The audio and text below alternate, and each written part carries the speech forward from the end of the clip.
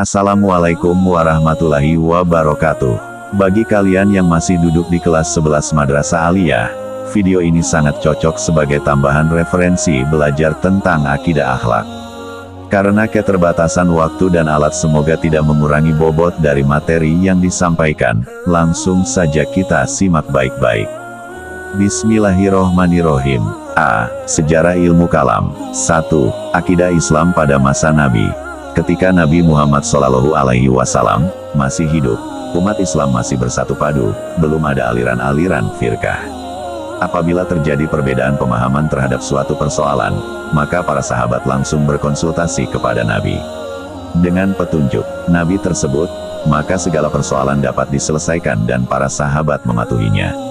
Semangat persatuan sangat dijaga oleh para sahabat, karena selalu berpegang kepada firman Allah yang artinya, dan taatilah kamu sekalian kepada Allah dan Rasul-Nya dan janganlah kamu berbantah-bantahan, karena semua itu akan menyebabkan kalian gagal. QS Al-Anfal 8:46. Para sahabat dilarang oleh Rasulullah SAW memperdebatkan sesuatu yang dapat memicu perpecahan, misalnya tentang qadar.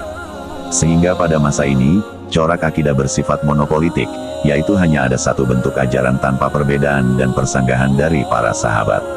Para sahabat yang mendatangi Nabi bukan untuk memperdebatkan ajaran yang dibawanya, tetapi menanyakan persoalan-persoalan yang belum mereka pahami. Embrio perpecahan baru muncul setelah Nabi Muhammad SAW wafat. Mereka berselisih tentang siapa yang paling berhak untuk menggantikan kepemimpinan umat Islam setelah Nabi.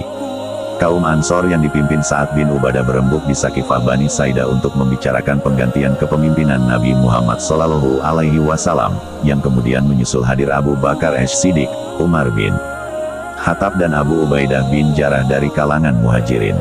Pada akhirnya dicapailah kesepakatan untuk mengangkat Abu Bakar As-Siddiq sebagai khalifah. 2. Akidah Islam pada masa Khulafa ar-Rasyidin. Pada masa Khulafa ar-Rasyidin, khususnya pada masa pemerintahan Abu Bakar 11-13H, dan Umar bin Khattab 13-23H, persatuan umat Islam masih bisa dipertahankan, biarpun pada awal masa kekhalifahan Abu Bakar As-Siddiq sempat muncul beberapa nabi palsu dan keengganan sebagian umat Islam membayar zakat, namun semua permasalahan tersebut dapat diatasi oleh Abu Bakar As-Siddiq. Benih-benih perpecahan mulai muncul pada akhir masa pemerintahan Utsman bin Affan, yaitu ketika Khalifah Utsman bin Affan 23-35H melakukan reformasi di bidang administratur pemerintahan. Kebijakan yang diambil Khalifah Utsman tersebut berdampak kepada situasi politik yang tidak stabil. Situasi politik yang tidak stabil pada masa pemerintahan Khalifah Utsman bin Affan mencapai puncaknya dengan terbunuhnya Khalifah ketiga tersebut. Peristiwa yang menyedihkan dalam sejarah Islam ini dikenal dengan istilah Al-Fitnah Al-Kubra. Fitnah besar. Peristiwa ini dianggap sebagai pangkal munculnya firqah-firqah dalam Islam. Intrik politik tidak menjadi reda dengan meninggalnya Utsman bin Affan.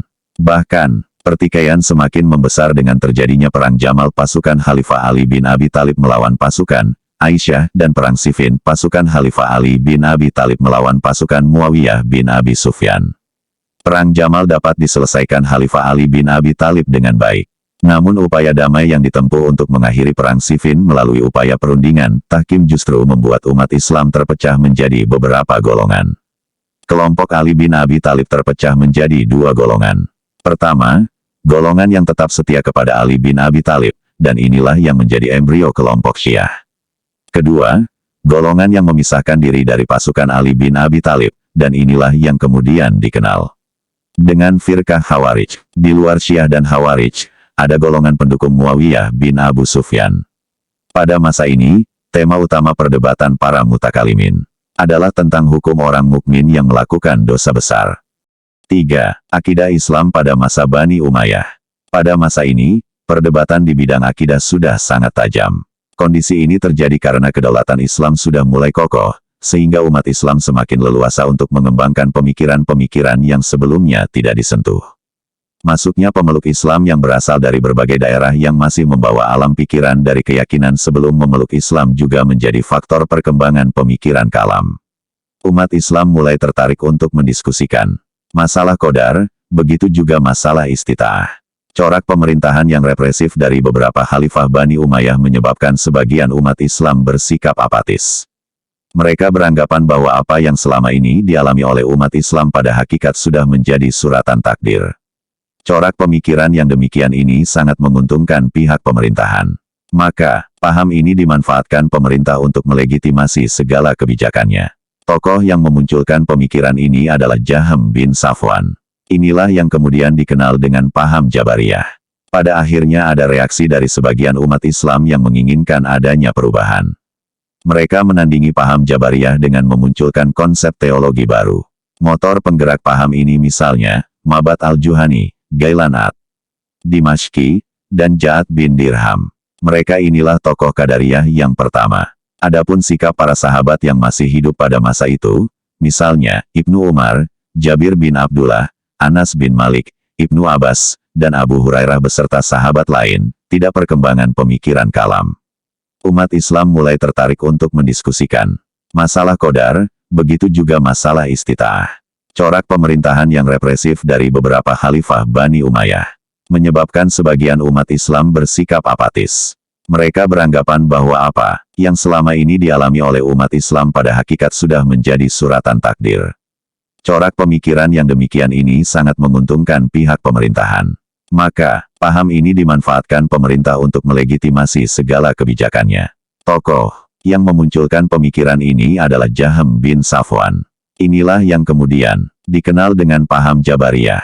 Pada akhirnya ada reaksi dari sebagian umat Islam yang menginginkan adanya perubahan. Mereka menandingi paham Jabariyah dengan memunculkan konsep teologi baru. Motor penggerak paham ini misalnya, Ma'bad al-Juhani, Ghailan ad-Dimashqi, dan Ja'ad bin Dirham. Mereka inilah tokoh Qadariyah yang pertama. Adapun sikap para sahabat yang masih hidup pada masa itu, misalnya, Ibnu Umar, Jabir bin Abdullah, Anas bin Malik, Ibnu Abbas, dan Abu Hurairah beserta sahabat lain, tidak mau terlibat dalam perdebatan tersebut dan bahkan menolaknya. Pada masa Daulah Umayyah ini juga muncul pemikir yang cerdas yaitu Hasan Al-Basri yang kemudian dijadikan rujukan oleh mayoritas umat Islam dengan pendapatnya bahwa orang mukmin yang melakukan dosa besar dipandangnya sebagai orang fasik, tidak keluar dari golongan mukmin, terlibat dalam perdebatan tersebut dan bahkan menolaknya. Pada masa Daulah Umayyah ini juga muncul pemikir yang cerdas yaitu Hasan Al-Basri yang kemudian dijadikan rujukan oleh mayoritas umat Islam dengan pendapatnya bahwa orang mukmin yang melakukan dosa besar dipandangnya sebagai orang fasik, tidak keluar dari golongan mukmin. 4. Akidah Islam pada masa Bani Abbasiyah. Pada masa ini, hubungan antara bangsa Arab dengan bangsa Ajam mencapai puncaknya. Komunikasi yang intens ini melahirkan corak pemikiran yang baru di dunia Islam. Gerakan penerjemahan filsafat Yunani dan Persia gencar dilakukan, sehingga terjadi transfer ilmu pengetahuan yang berasal dari luar Islam.